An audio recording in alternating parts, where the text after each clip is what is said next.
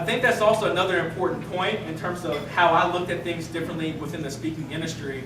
Is a lot of times we as, not just black coaches, we as people, we always want to mask our weaknesses instead of playing to our strengths, right? I knew my strength was technology. I always say that Great Black Speakers isn't a speakers bureau. We are a technology company masquerading as a speakers bureau, right? So technology is in every facet of what we do. So since technology was my personal strength, I moved that strength over and enhanced our company and used everything technologically wise to grow this company, because the good thing about technology is it's a multiplier effect of your effort, right? So instead of me just working at the company, I had technology in place to where, a company of 1 or 2 people, like me, myself, and my brother, whatever, looked like a company of 10, looked like a company of 15, because we used technology in a way that nobody had thought about before, at a time period in which technology was the in thing to do and the thing that's driving everything forward. I want to talk more about technology and want to talk more about how it relates to the African American community, because one thing that you're going to start seeing is individuals being displaced, basically losing their jobs because technology is getting so advanced in terms of what it is that we're doing.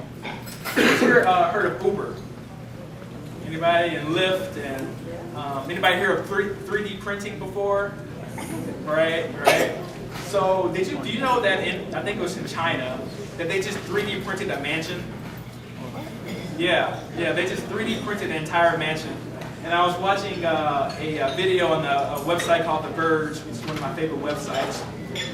They just 3D printed an entire car at a conference and drove that car right off the lot, or right off the conference stage, and could drive on the road, whatever.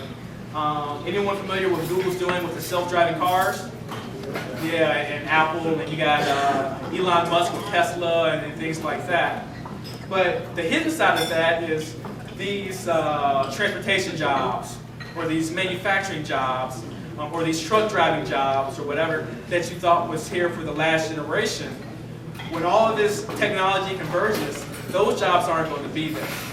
So in order for you to be on the forefront of what's going to be happening next, technology and learning how to code and learning everything in and out about what it takes to take this information economy and use it to your advantage is not just something that you may want to do. It's something that you have to do to succeed in business for the rest of the 21st century.